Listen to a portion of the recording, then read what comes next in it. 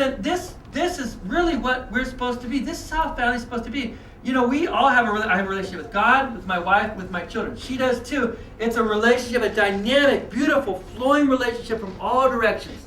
And all those different, you know, it's like if you build a structure, if I was actually just to build, look at some balls and hook them together with toothpicks like this, it'd be pretty weak. But if I were to connect this to 3 different places, and this to 3 different places, this to 3 different places, it would be much stronger. There'd be a lot more bonds and connections there, and it wouldn't break so easily. So this is God's ideal for a family. Then the ideal family would expand. Ideal family, a community of ideal families would be a wonderful place to live. A nation of ideal families made up of ideal communities would be a nation which could understand its purpose and do good in the world. And ultimately, a world built up of nations like that would be a very happy place to be. It'd be like living in heaven, wouldn't it? Mm-hmm. And indeed, that's what it would be. This is God's hope and dream, is that we would live in the kingdom of heaven right on the earth by creating these kind of beautiful, ideal families. But that's not all. Because even though we had a beautiful humanity, but there's a step beyond that, because we're not the only things on the earth. Let's just take this ideal mankind here, okay? Humankind. Humankind of the ideal sort. Okay?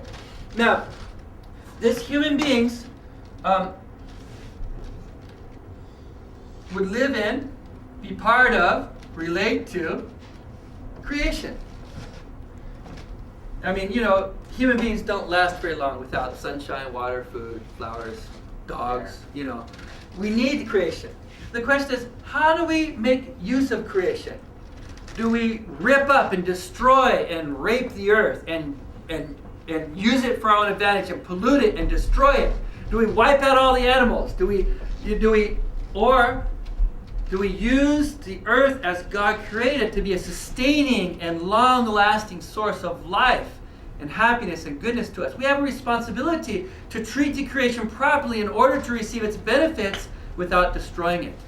And we're not doing that right now, by the way. You know, although recently human beings, I think, have become much more careful in how they use creation, which I think is one of the signs that this is the last days.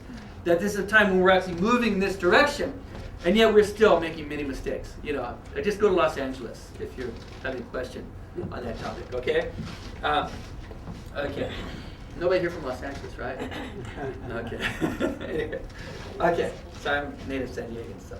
Okay, so, you know, human beings have a relationship with God, can see the creation and its purpose from God's point of view. Not just to satisfy our selfish needs, but we, together with the creation in unity centered on God, produce something beautiful, holy, long-lasting, and wonderful, which is God's dominion of love on the earth and in heaven. Okay? This would be what God had envisioned. Ideal family, ideal human beings, create ideal families, and live together with creation in an ideal way to produce God's kingdom, God's dominion of love.